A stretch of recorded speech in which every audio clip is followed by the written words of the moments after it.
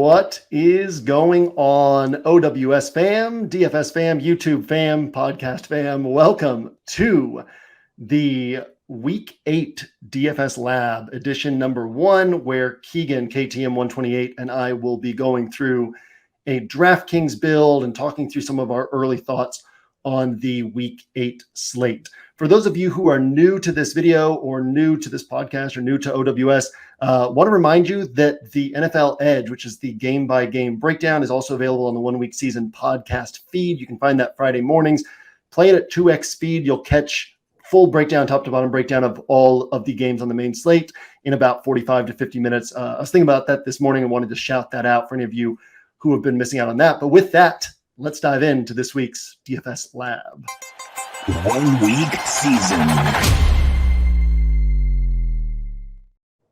You know what's funny, Keegan? I listen to all OWS podcasts on 2x speed.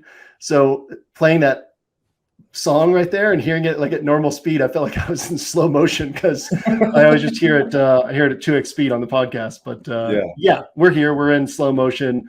Hopefully, you guys are listening to us at 2x speed, catching all of our thoughts in faster than real time. But Keegan, how you doing, man? I'm doing all right. A little bit under the weather. Got a nasty headache going on, but other than that, I'm happy to be here. You got the Bijan Robinson headache going?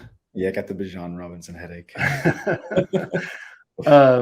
Arthur Smith is one of my favorite head coaches because he's like he's really into like teaching reporters when they ask questions, but it's always like teaching them what was dumb about their question, essentially in a roundabout way. But yeah, obviously with and Arthur Smith, Falcons head coach, is one of these guys who's like, he appreciates the fact that fantasy football brings a lot of attention to the NFL, appreciates the fact that all these advanced analytics and film breakdown artists on Twitter bring a lot of attention to the NFL, but also like that's not where his interests are. So like all the questions about Bijan Robinson were obviously like, hey, like he was active, so fantasy footballers and bettors were expecting him to get touches, and it was like, and Arthur Smith is just like disinterested in everyone's deep care about that. But yeah, weird situation where he played a few snaps early, missed the rest of the game, and then came on for one snap late in the game.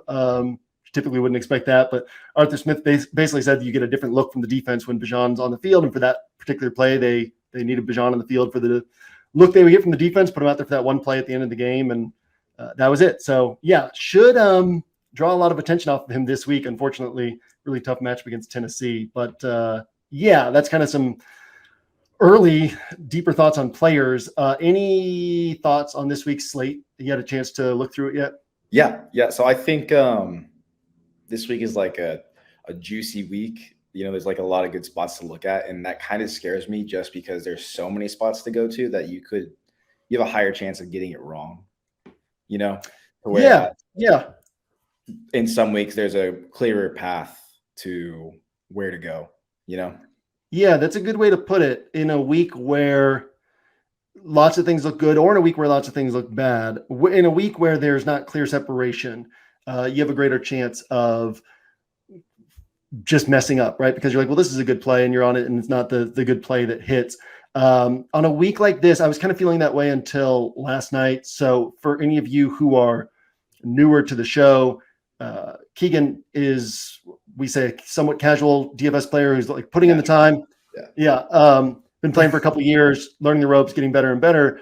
And conceptually, the idea behind this show is he's kind of the proxy for the audience, asking the questions that you guys might be having in your minds, working through the slate in the way that you might be working through it.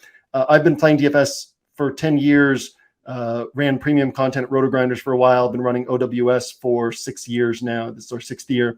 And so one of the things that I do every week on OWS, as I mentioned at the top, we have the NFL Edge, where we break down every game from top to bottom, primarily from a coaching perspective, how each team's going to try to win the game, what the game environment will look like as a result, what that means for DFS. And then our writers, researchers who write the NFL Edge, they add their DFS interpretations on Friday. I have my DFS interpretations for each game that go in by the end of the day on Thursday. So I was working on those yesterday and diving into the research in order to sort through like what plays stand out by the research. And doing that really started to make the slate more clear to me, where it started to feel less and less like what you were saying, where it's like, oh, there's a lot of things to like. So yeah, maybe we'll get to some of those components today in today's show, and just like players you ask about or players I talk about, we'll hit on some things that are standing out to me. And then obviously, if you're a subscriber on OWS, you'll catch all the DFS interpretations by the end of today, Thursday. And my player grid will come out on Friday evening as always. So yeah, it's funny because the NFL week, like what happened last Tuesday feels like 2 months ago because the NFL week is so packed. Even like this Tuesday, my flight to Oakland to reserve my entries, it feels like multiple weeks ago. So yeah, it's kind of funny because as of 2 days ago, I probably felt the exact same way as what you're saying. And then now this morning, I'm like, oh no, I don't really feel that way at all. But it's just like that extra day of research has kind of opened up my like a little bit clearer paths of what separates certain plays from other plays. So yeah, I actually kind of think with that, we might want to pull up your DraftKings build a little bit early, because then we can kind of start poking around on some of these players, and maybe, again, we can typically assume that you are a good proxy for the audience, given the amount of time that you have to focus on this stuff, how much time the typical person has to focus on this stuff. So if you're feeling this way, probably a lot of viewers, listeners are feeling this way. Like I said, I was feeling this way a couple of days ago. So yeah, let's buy ourselves some extra time to work through some of these players, some of these situations. What are some of the spots you've been seeing that stand out to you? Where do you want to start this build? Some questions that you have, wherever you want to go. Yeah. So one of the main questions that I have, there's a few spots that really stand out, but one of the big question marks in my head is the Eagles Commanders game. Could this game be very one-sided, or could it be a high-scoring game? Yes, and yes. What is the likeliest outcome in that? Okay, so what I mean by could it be a very one-sided game? If we think it's going to be more of a one-sided game, can we take some pieces from that and say that early on they're going to get a lot of points and then they're just going to start running it? So maybe we'll grab AJ Brown and stick him on there, just as a separate piece to another game that we're going to play. So say we'll play the Chiefs Broncos game as our main thing. Obviously, it's going to be really expensive to do that, but if we were able to, would that work? Yeah, no, there's viable justification for completely building around this game. There's viable justification for taking just individual pieces from this game. There's viable justification for saying, there's 13 games on the slate, right? So you don't want to box yourself in and say, oh, well, this game could shoot out, so I have to build around it. Obviously, most of us are building more than one roster, but in terms of thinking through how we want to assess this game and match it up against the rest of the slate, there's definitely justification for saying, okay, I want a piece of this Eagles offense on all of my rosters.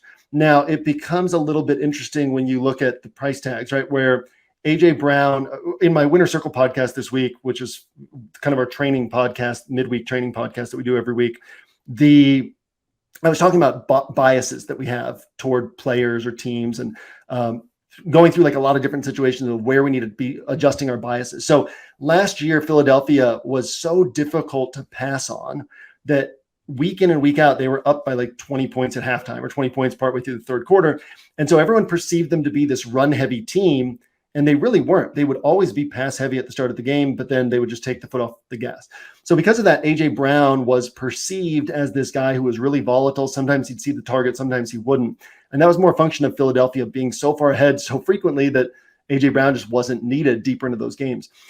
This year, AJ Brown is right there in that Jamar Chase, Tyreek Hill, Cooper Kupp type range of targets, where his last, let's see, I might have these notes over here, exactly what they were. Okay, I don't, but yeah, you can actually pull up AJ Brown on your end, but his last 5 games, it's been an 8 target game, a 9 target game. And then the rest of these have all been, these 13, 14, 15 target games, 5 straight games of 125 receiving yards, which ties the NFL record set by Calvin Johnson. So yeah, AJ Brown, when we say, play one piece from the Eagles, you can play one piece from the Eagles on every roster. It's well, who is that? It's AJ Brown, who costs $8K.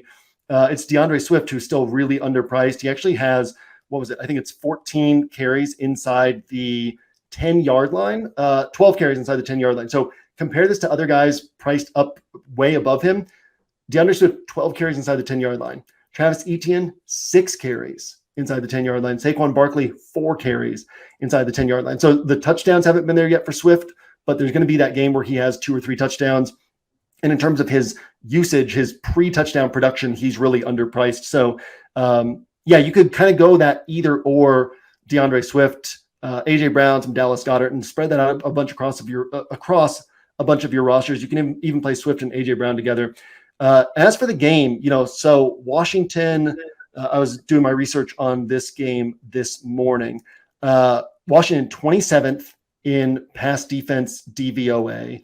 They've allowed 279 plus passing yards to 5 different quarterbacks: Russell Wilson, Jalen Hurts, Justin Fields, Desmond Ridder, Tyrod Taylor.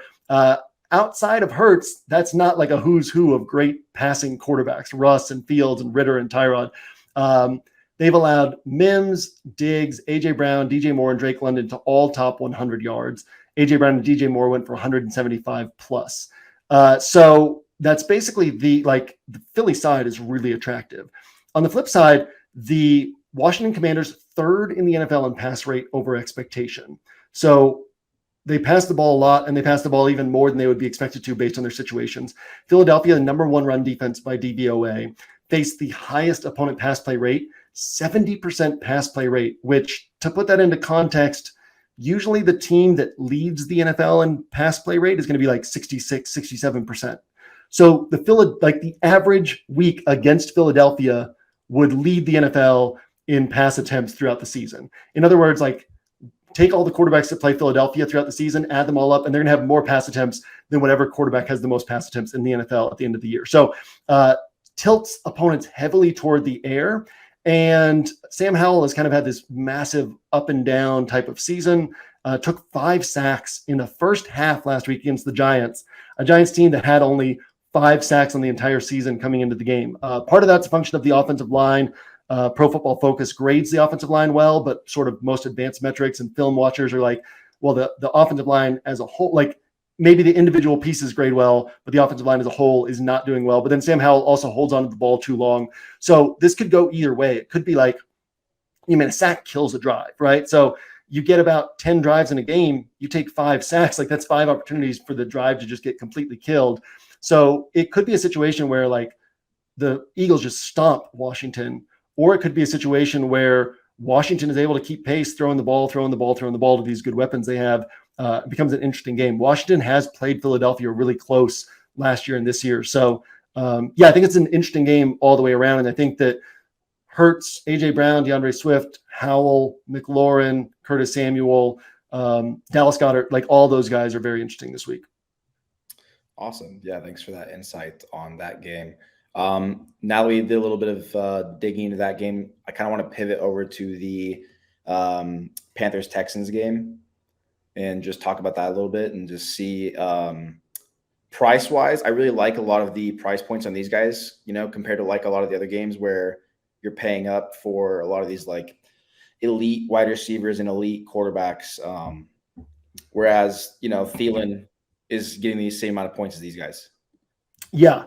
And Thielen's not, I said my hot take on my Roto-Grinder show 2 weeks ago was that pretty soon we would be paying $6,700 for Thielen and be happy to do it. Here he is now at $6,600. I don't know that people will be happy to do it, and if you're building in the app, you see the red, I think it's seventh fewest fantasy points allowed to wide receiver. Oh, it's here on the screen too. 5th. So you see the red 5th, and that kind of chases some people off. So, if you've been watching the show, you've heard me mention pre-touchdown PPR scoring, which allows us to get a sense of just usage rather than the noise of touchdowns. Adam Thielen, this is nuts. So let's throw out week 1 when he didn't have this role quite yet. Adam Thielen has 19.5 pre-touchdown PPR points per game. To put that into context, AJ Brown has 19, Tyreek Hill has 20.5.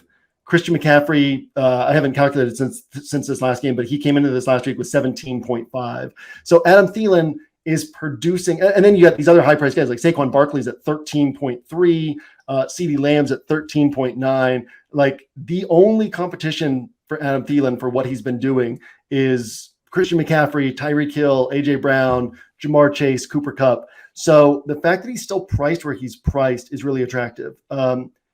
if you've followed the NFL for like 2 or 3 years. So it's easier for you to be like, oh, nice, Adam Thielen's doing this. He'll keep doing it. If you've been following it for 10 years, you're like, dude, Adam Thielen's a dusty old vet. He was cast off by the Vikings last year. So it's interesting. 2 years ago, I think it was 2 years ago, Adam Thielen dealt with injuries all year. Last year, he just had a poor season, and it was kind of like, oh, Adam Thielen's done. I think he's 32. Like, he's not so old that he should be dusty. And I mentioned in the show earlier in the year that he looks a lot less dusty than he did last year. The thing that really stands out to me in this spot is his average depth of target is 7.8 yards down the field. Last year it was 9.7.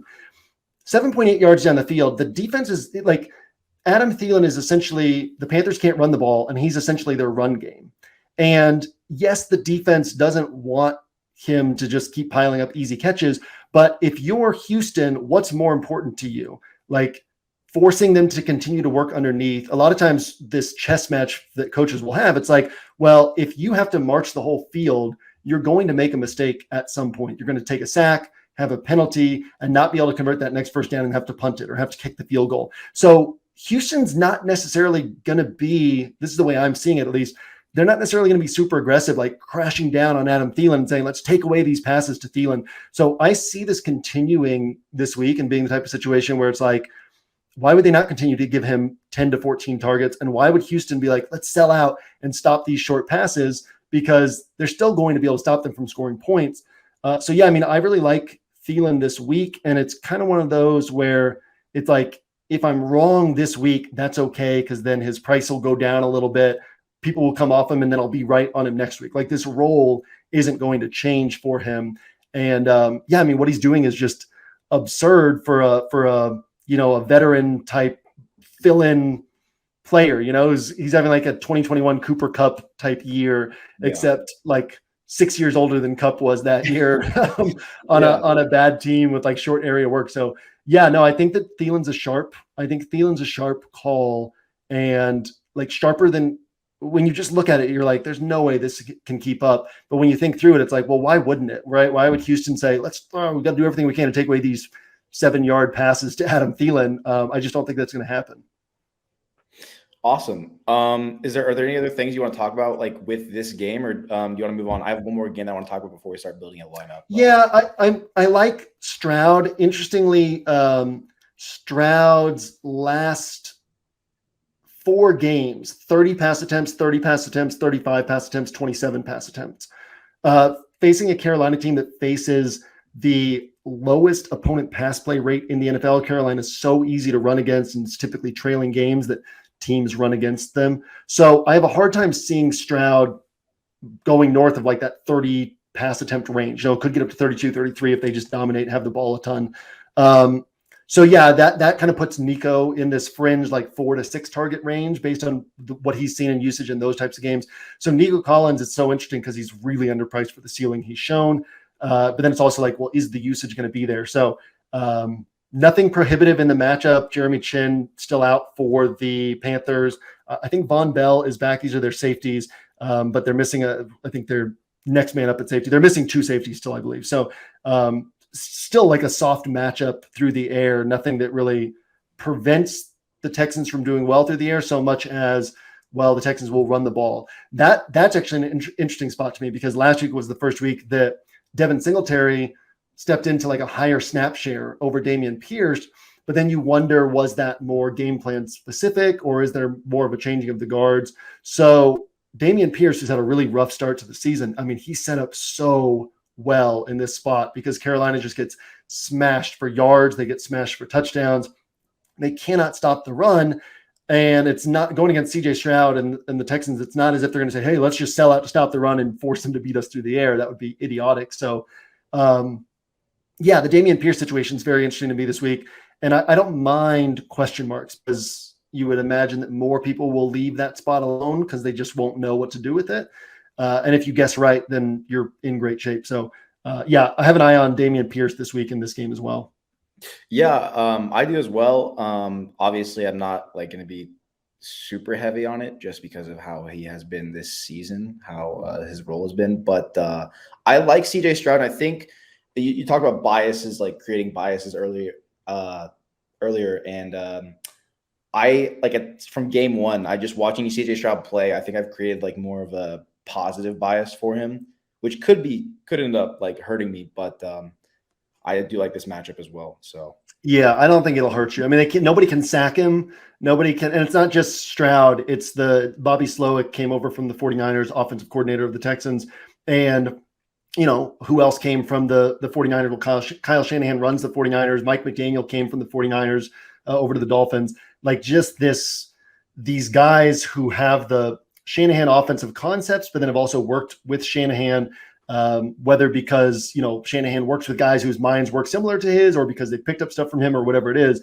But yeah, Slowick is designing this offense in such a way that it's not like the Texans have this great offensive line, but they're able to scheme things up quickly, get guys open quickly. Stroud doesn't take, like if you look through game logs, like every team that the Texans have played, when I'm looking through their game logs, doing research for whoever they're playing that week, you'll notice like they got 3 sacks against this team, 3 sacks against this team, 5 sacks against this team, 0 sacks against CJ Stroud. It's like, so Stroud's just like always going to be positioned well. This offense is always going to be positioned well. So yeah, the one like dent this week is just the passing volume. You kind of need the Panthers to be able to keep pace in some way, or maybe slow down the run in order for those passes to pile up, or you need Stroud to have one of those like 30 pass attempt, 300-yard games, which are a little tougher to come by.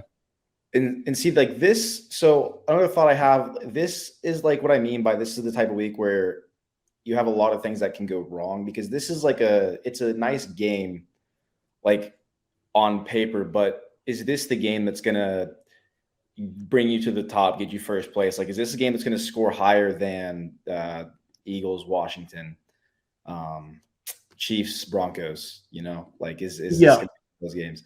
That's the scary part. And there's always price considered elements too, but I mean, like the Panthers haven't been able to score points, right? So it's like, what are the chances that this turns into a shootout? What are the chances that Stroud, like I'm always, one of the things that I'll say this in terms of like, this is useful in a week like this for you, for anybody listening.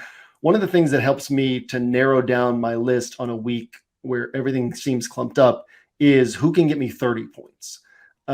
Because if we start thinking like that, who can actually win me a tournament, then it's different from who can have a good game. And so what are the pathways to Stroud having 30 points? Well, we have to describe that. He has to put up 325 passing yards and three passing touchdowns. That gets you up to 28 points on DraftKings, and then run for about 20 yards. So in order for Stroud to put up that like 28 to 30 point game, he needs a monster effort in a game against a team that tends to tilt opponents toward the ground. Most of the touchdowns against the Panthers come on the ground, not likely to have a lot of passing volume. So you would actually need Bryce Young to come off the bye playing really well and be able to move the ball against the Texans defense. And so then you almost get to a point where you're like, hey, maybe it's not just Thielen, but maybe it's Thielen and Mingo, or Thielen and Chark paired with a CJ Stroud roster, because you have to tell the story of how CJ Stroud ends up passing for 325 yards and 3 touchdowns. It could randomly happen, but the likeliest way for it to happen is a close game where the Panthers are actually scoring points, and that's not the likeliest scenario. So once you kind of work through, I always say demystify the slate, turn it into raw numbers. Once you can kind of turn that into raw numbers of what type of score would you need, and what do those stats look like, and then what type of game environment would produce those stats, and really that should start becoming second nature in terms of those calculations. 300 passing yards, you get the bonus, so that's 15 points. And then each passing touchdown is 4 points. So like always 300 yards and 3 touchdowns is 27 points. And then you can go through a player's game logs and see, like, does this quarterback run enough to add an extra couple points? And 30 it's a round number, right? So it's like, you look at that. If they get 27, 28, that's the same sort of thing at this price tag. But you got to get in the habit of being like, okay, so how do they get 30 points? What would those numbers look like? And then is that realistic in this game environment? Because then it starts to help you understand a little bit. It's like, if you're watching this on YouTube, you can see me do this. If you're listening, you can't. But if everything is kind of level like this, it starts to like move some pieces down, some pieces up, right? Maybe not a ton, but you get these tilts to where you're like, okay, this piece actually moves up a little bit higher based on what I'm running in my calculations. This piece moves down a little bit lower. I was talking to you before the show about Utical's roster that had the double tight ends and won some tournaments this last week. Utical pretty low key DFS player in terms of he's not a public facing DFS player, but been in the game for about 10 years, one of the top DFS players this whole time. And he recently did a one-off show with Pete Overzet, and he was talking about how he doesn't use projections, and basically like him knowing ball is the projection system. And he was the first person I'd heard say that besides me in terms of like, oh, I'm not the only person who works through the slate this way. But I think that a lot of quote casual players would be really well served working through the slate in that way, because then you like turn it into like, instead of can this guy have a good game, it's like, okay, what is a good game? A good game is this number of points. Okay, what stats would be this number of points? And then does that actually make sense in that game, in this game environment? Kind of makes it a little bit easier to let go of some plays that you're like, oh, but this guy could have a good game. I like this guy. And then get on to other plays that you might not have been on, where it's like, oh yeah, this guy actually could have this 30-point game. So yeah, I think that's a valuable piece to think about. Yeah, that's really sharp. Obviously, like, can he hit that? Yes. Is it the likeliest outcome? Probably not. I haven't seen him get 3 passing touchdowns yet, if I'm correct. Let's find out. Jackpot. Yeah. So, which, yeah, isn't to say he can't, but it's just to recognize like how the offense is going to run, how teams, play against Carolina. And another thing, I've mentioned this to you, I've mentioned this on the show before, but one of the most valuable things you can do is just keep building up NFL information. And one of the best ways to do that is, a lot of the sharpest people I know don't do any research themselves, but they listen to a lot of stuff because, if I'm doing 20 hours of research and you listen to my stuff, you're going to pick up things from me in 30 minutes of listening that, might have taken me all this time to collect all this information. Same thing with why I always recommend listening to the NFL Edge.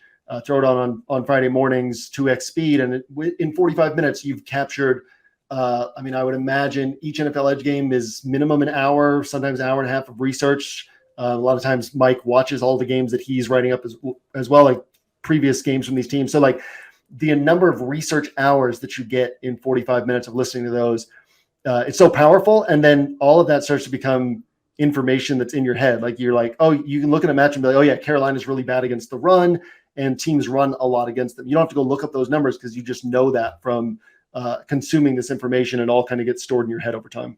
Yeah, it's that. And like, the people that are doing the research, they have their processes that obviously they're going to get their research figured out a lot quicker than someone like myself, who's going to be like, okay, how am I going to find this? How am I going to find this? Yeah. You're like, okay, I know what I'm going to do, and this is how I'm going to do it. And you have your process of finding research. So yeah, I've been doing this for 9 years of like the deeper research, where it's like, I know exactly what sites I'm using for exactly what stats. And it's like muscle memory, I'm like clicking around on tabs based on what order they're in on my Google Chrome, to where it's like, okay, I need this information. I click on this tab just because I know like from muscle memory exactly where it is in my set of information. So yeah. So like whatever is like 10 hours for me might be like 2 or 3 hours. Yeah, so just consume this information, listen to this stuff, and keep picking it up. All right, you said you had another game that you wanted to. Yeah, and I think it looks like a very ugly game, but I just want to know what your thoughts are on it, and that is the Jets Giants.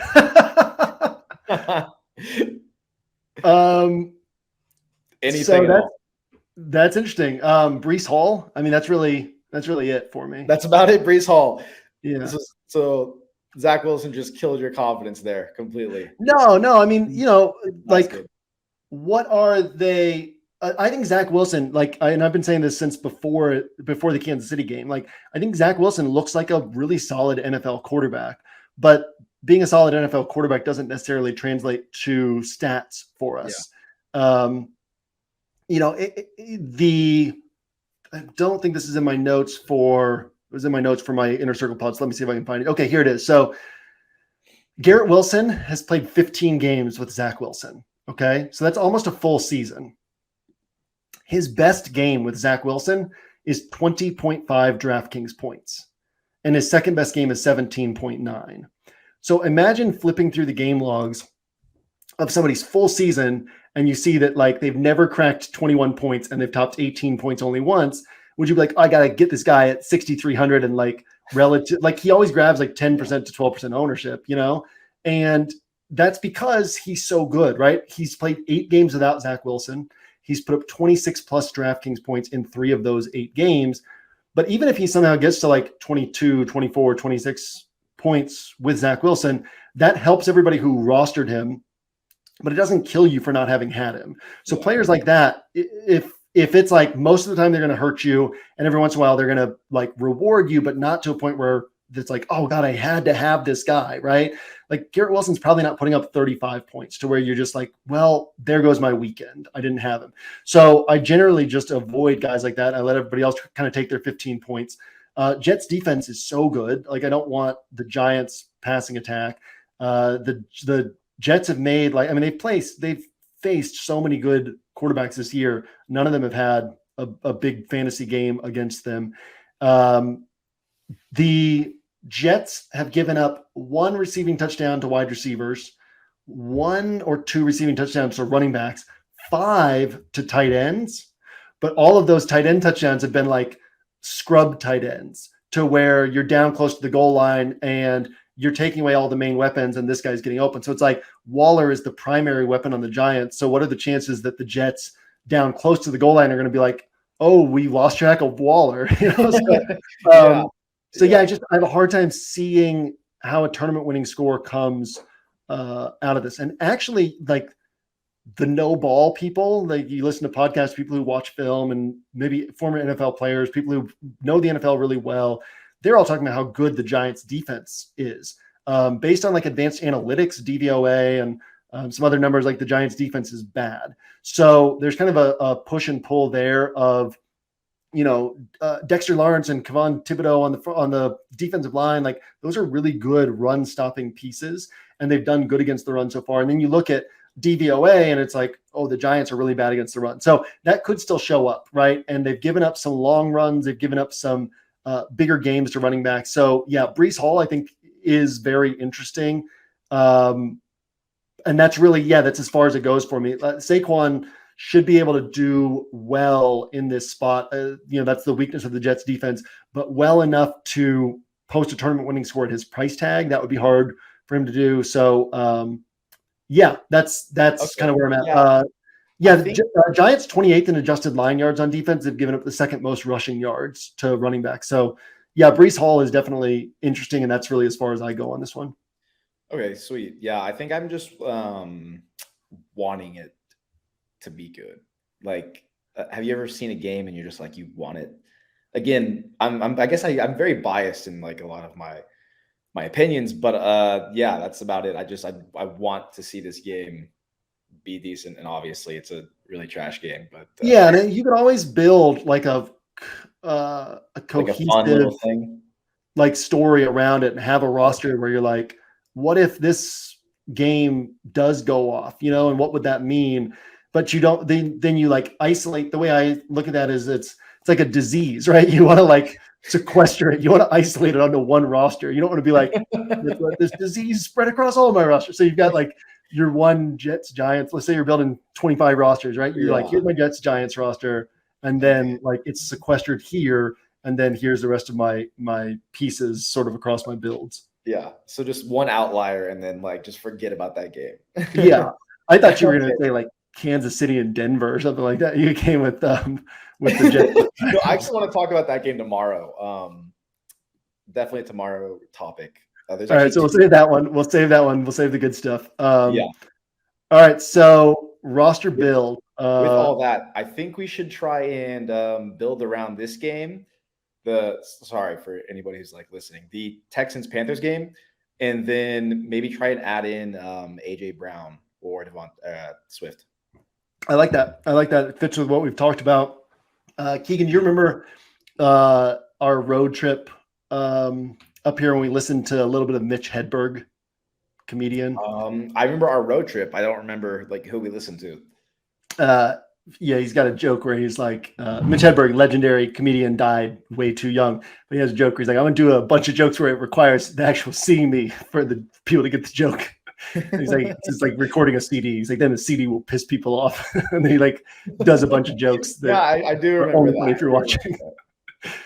When you said this game right here, it made me think of that. All right, so yeah, let's how do we want to build around this Houston game? Do we want to do the Houston run game? Do we want to do Stroud and Nico? We want to do, obviously we'll throw Thielen on there, and then kind of just throw Thielen on there right now. What do you want to do on the Houston side? So we obviously need to save some salary here. So price wise, I guess we could try and grab Pierce. We'll grab Pierce. I guess it looks like Stroud's the most expensive one on here, to be honest, after Thielen. Yeah, I mean, the Texans are not that expensive. Yeah, you know what's cool about grabbing somebody like Dameon Pierce is running back isn't like, if you compare running back to wide receiver, running back's thin in terms of where you're spending your salary. You know, like if you're going to pay up, you'd rather pay up for AJ Brown than Saquon Barkley, because who's likelier to score?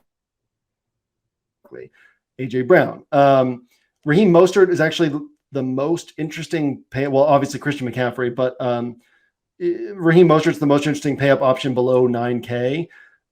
Still not a great matchup against the Patriots. In fact, the Patriots, kind of a crazy list. Let me see if I can find this real quickly. Well, it's somewhere in my notes. I'll have to wait. No, here it is. Okay, so here's some players the Patriots have faced, okay? Jalen Hurts, Tua Tagovailoa, Josh Allen, DeAndre Swift, Breece Hall, Tony Pollard, Alvin Kamara, Josh Jacobs, AJ Brown, Tyreek Hill, CeeDee Lamb, Chris Olave, Devontae Adams, Stephon Diggs. Those are all players the Patriots have faced this year. The Patriots have given up one Draftkings score that would be worth using all season, in spite of playing all those players. And that was Raheem Mostert back in week 2.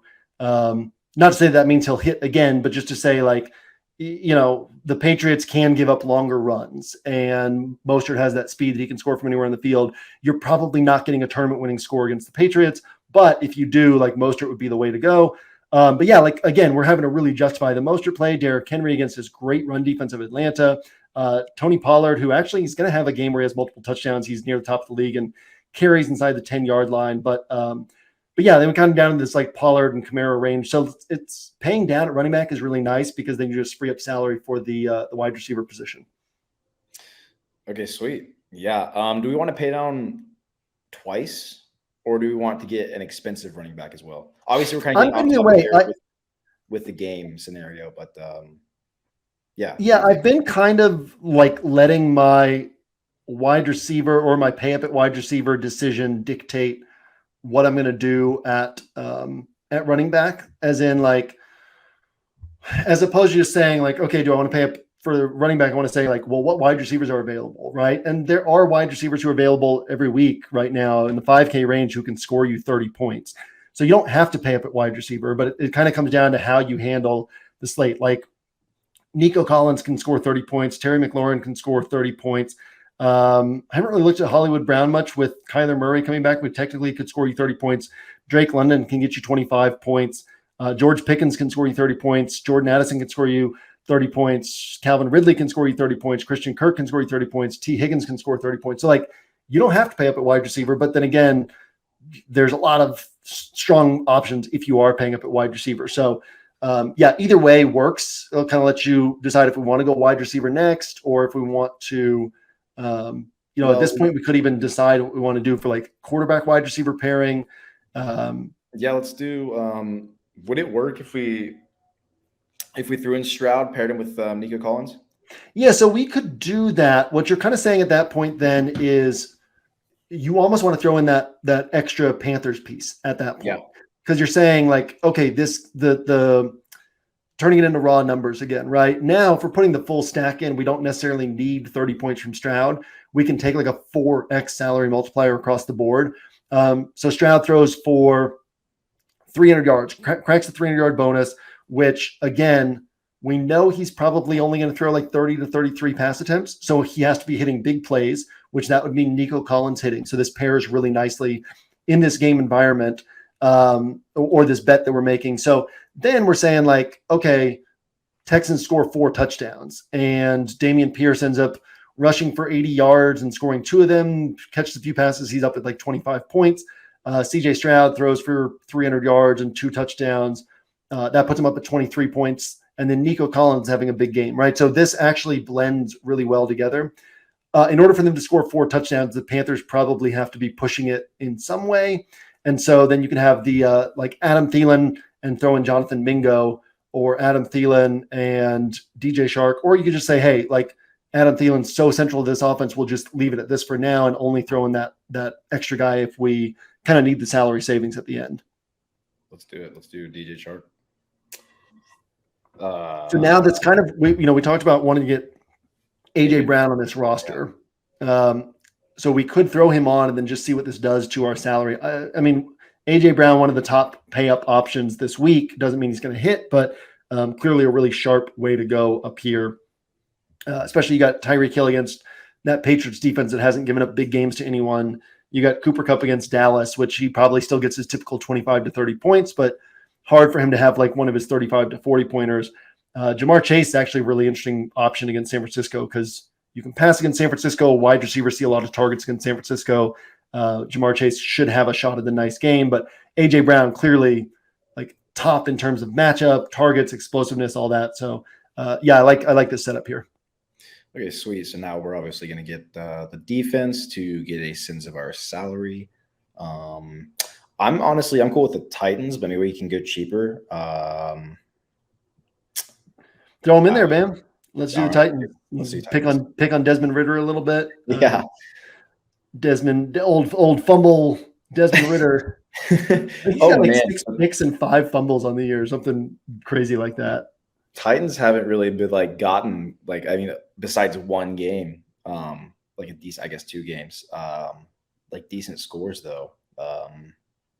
They've broken 10 points once. No, they're not an aggressive defense, but they are a very smart defense and they're very opponent specific. So they're the type of defense that, listen, they've given up, I think it's 1.5 touchdowns per game, which is like the second fewest or third fewest in the NFL. It's really hard to score touchdowns against them, and they're going to capitalize on mistakes. So it kind of comes down to like, if Desmond Ritter plays a clean game, you end up with one of these 5-point games from the Titans defense. And that's another spot where we can always kind of turn it into raw numbers, right? I always assume that you're getting just 1 point from the scoring prevention, because that's once a team scores 14 or more points, you're getting 1 point for your defense in that area. So then it comes down to sacks and turnovers. Well, very easily the Titans could have 2 sacks and 1 turnover, and that's 5 points right there, right? And that's all you get. But also Desmond Ritter could turn the ball over 3 times and the Titans could score a defensive touchdown. So they're not like this super aggressive defense that's just going to force a ton of mistakes. But when they're playing a quarterback who can make mistakes on his own, and it's hard to run against the Titans, so you get more passing volume against them. So that kind of creates more opportunities for Ritter to make a mistake. I also like Ritter this week as a play, but yeah, I mean, Titans defense are definitely on my radar in terms of a defense that could have a nice game here. Okay, we could also drop, I think, 300 more and grab the Jags as well. Jags against old Kenny Pickett, who they don't let him throw the ball more than like 25 times. But I like the Jags defense. I'm not deep into defense yet, but there's definitely plenty of options this week at defense. Look at the Jags scores. It's been 9, 12, 5, 20, -4 against that Houston team that you can't sack, 8, 11. So I like the Jags defense. I think they're very sharp. Way to go. Atlanta defense is going to be playing against Will Levis and Malik Willis more than likely, because Ryan Tannehill is going to miss. So, there's just a lot of different options at defense. It's a little early in the week to like worry too much about what we're putting on a practice build, just because I haven't really worked through my thoughts too deeply yet. But any of these makes sense. Sweet. Yeah, let's just do Jags. Gives us a little bit more salary. Cool. Well. And this gives us an interesting setup where we've got 11.7K left in salary. And we could actually, so let's see. Travis Kelce would be too expensive to do it. I was going to say Pierre Strong is available at like 4,300 for Cleveland. Horrible matchup, but it's a run-based team. Jerome Ford is going to be out, and Kareem Hunt is still dinged up. Pierre Strong had more snaps than Kareem Hunt last week. So with Pierre Strong, you're getting probably like a 15-touch running back for 4,300. And that's just an interesting way to save salary. Granted, Seattle's top 3 run defense don't give up a lot of yards to running backs. Let's see, I pulled this up this morning. Seattle has the most yards they've given up to a backfield as a whole this year. 91 yards to Detroit, one of the best run teams in football, on 26 carries. Second most yards that Seattle has given up on the ground, 81 yards to the Rams backfield on 37 carries. So like the chances of one of these Browns running backs winning you a tournament really low, but Pierre Strong could technically help you win a tournament by getting 8 to 12 points and freeing up salary for like an interesting structure where you get like Jamar Chase and AJ Brown. So that's something to think about deeper into the week. Obviously on this roster, it doesn't free up the salary to go to Kelsey. So instead we'll pick a different tight end and see what that does for our running back position. Tight end wise, man, we got George Kittle at 5,400, who no Debo, always an opportunity for him to pop off for a huge game. And then, obviously we could go cheaper than that as well. Yeah. Honestly, I'm cool with grabbing Kittle. What would that give us price wise? Not too sure. I think we'd be at that's going to give us, it's going to put us right in the DeAndre Swift, Isiah Pacheco range, which, oh, sweet. We can grab Swift. Which is, and I don't know that I would necessarily pair Swift. I mean, you can pair Swift with AJ Brown, but it kind of lowers your comprehensive ceiling, right? Because you're playing them as a block of points. If one of them is having a monster game, it's taking away from the other. So they can get to that like that. They can keep you on a 200-point pace, but they can't be the piece that pushes you to like a 250, 270-point pace. So I would almost prefer Isiah Pacheco in this spot. Chiefs have talked this week about how they need to get the run game or continue focusing on getting the run game going a little bit more, playing this Denver team that's pretty bad against the run and has actually been getting better against the pass. So Isiah Pacheco is interesting, and you could do the DeAndre Swift route, although then I might consider moving off of AJ Brown and over to Jamar Chase on this roster. Okay. Yeah. So like one question that I have, we kind of talked about it earlier, like where they get so ahead in the first half that they just start running it in the second. Wouldn't that like be beneficial? Like if you're telling a narrative that that's what would happen in this game, that you have both pieces? Yes, but then you would need AJ Brown to hit on lower volume, right? So you're threading a thinner needle, as Zandomir would say. Okay. You're needing then maybe AJ Brown only gets 9 targets, but you still need him at this price tag to have his 8 catches for 125 yards and 1 or 2 touchdowns. Because 8 catches for 125, you throw the bonus on there. That's 23.5 DraftKings points. You throw in a touchdown, he's getting up to 29.5. So he could do it, but it's like on lower volume, it's a lot harder to have that monster game. And then, Swift is getting the touches in the second half. And if they're ahead by too much, then Philadelphia is also going to be like, well, Swift isn't going to get 25 touches, right? They're going to just put Gainwell out there for 11, 14 touches of his own. So Swift's touches don't necessarily go up if Philadelphia is controlling a game deeper into it, and AJ Brown's touches would go down. So, the blowout scenario doesn't really help you that much. Gotcha. I would almost prefer a back and forth type game if I'm playing both guys. And then if I'm playing both guys, I'm probably trying to get a McLaurin on this roster to tell that story of Washington keeping this game close. Okay, sweet. Yeah, thanks for that clarity. I don't know why I had that in my head. I guess it's no, I mean that's why working through it is always because the layer one, it makes sense, right? But it's always, I treat everything as questions, right? So instead of being like, oh, this could mean this, well, then the could means that I should then work through that to the next layer and the next layer. Okay. Sweet. And so, and again, some of this comes down to, as I always say, you personally and you, the viewer, the listener, don't have to do all this on your own. Ideally, for me, my process is going to be 75 to 80% my own research and thoughts, and then another 20 to 25% pulling in from what other people said or conversations that I'm having on shows and whatnot. And that kind of helps me pull my thoughts totally together. But for you, 25 to 30% your own thoughts. And then the other 70 to 75% is leveraging what you're hearing in other places and sort of balancing all that in. Some of these things, you have that question, and you try to work through it, but you might not have all the answers on how to work through it. So Fortunate for you, you actually have like you can hop on here and just ask whatever questions you have, and we can work through them. Yeah. Like very specifically, but yeah, I mean, just generally speaking, kind of hunt down those answers because other people have done that thinking and that research for you in a lot of places. So yeah, really cool roster we've got. We're basically betting on we're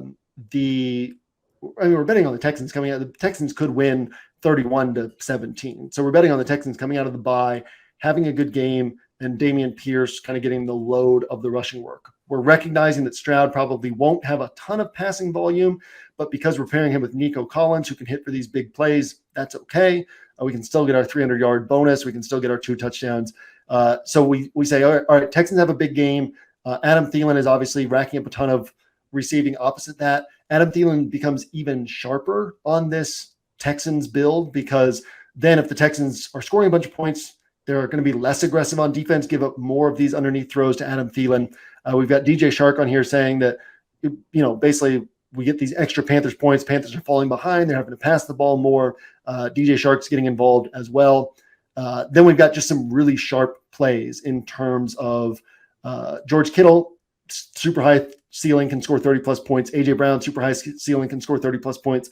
Isiah Pacheco, he hasn't done it yet, but he can score 30-plus points given his role in this offense. Jags defense can put up 12 to 15 points. So we have just this one comprehensive story, this one bet that we're placing on this Texans and Panthers game, and then we're filling that in with like really high upside guys, something that we can do because this isn't a super expensive stack that we're starting out with. So yeah, it's actually a really sharp roster for tournaments.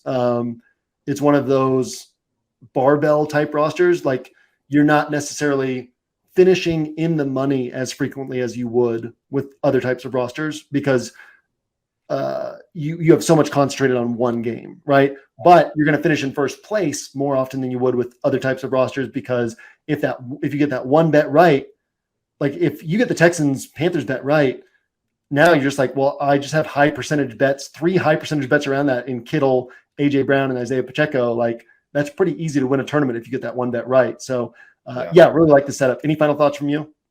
No, question wise, I ask all the questions I want. And for the viewers, if you guys have any questions, hit them in the comments. I will try and look through them and be the guy that asks JM, see what he says. I actually, I looked through the comments last week, and there was a couple. There's always some people taking shots at Keegan. There were a couple kind ones. One saying that they really love the questions you ask because it feels like the questions they would ask, and one talking about how diesel you are. So you had your workout shirt and your muscles were popping out of that one. So, shout out to Keegan for that. Awesome. Ask questions. Keegan will read them. I typically don't, but mostly because I'm a boomer and partly because I don't need any unneeded negativity in my life, and who knows what's going to show up in comments. But you can dive down into the cesspool of. I heard YouTube is like the worst at this, by the way. Like, it's funny. Like most of the comments are pretty positive, so we'll take that. That's nice, but I'll take it. So with that, thanks for hanging out. We will be back here. We'll have our FanDuel DFS lab tomorrow. If you have not been tuning into that, tune into that. If you play FanDuel, and then on tomorrow, Keegan and I record our second Draftkings DFS lab, and that will go live Friday night or Saturday morning. So we will see you back here for that, and we will see you on OWS throughout the weekend. We'll see you at the top of the leaderboards on Sunday.